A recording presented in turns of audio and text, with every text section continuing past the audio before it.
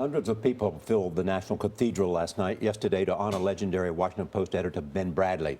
He died last week at age 93. Family and friends were joined by the political elite at his funeral yesterday. Bradlee was remembered for standing up to the government during Watergate. Mourners described him as tough and fearless, with a sense of humor and a huge heart. He was a journalistic warrior, unequaled and probably never to be matched. We knew somebody much better than his very large reputation.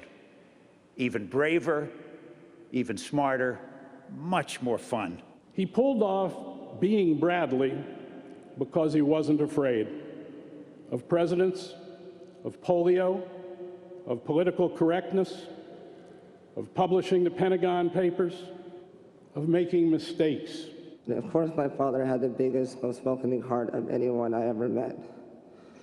People talk a lot about his colorful language, but in my opinion, he also had the most colorful heart.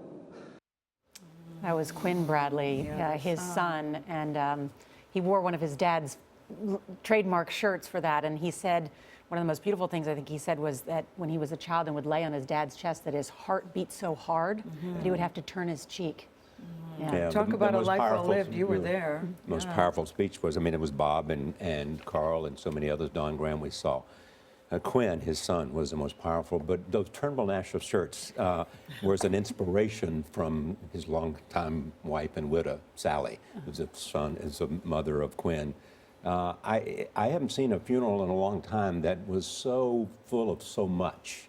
I mean, the speakers were so right on point. The two things that came out was Ben's courage, one hand, and his sense of being a truth seeker. That was what the marks that all converged into these two ideals. Plus, he was probably the most charismatic and studly journalist anybody's ever seen. Yes. He clinked. He set quite a bar for a lot of That's right. people.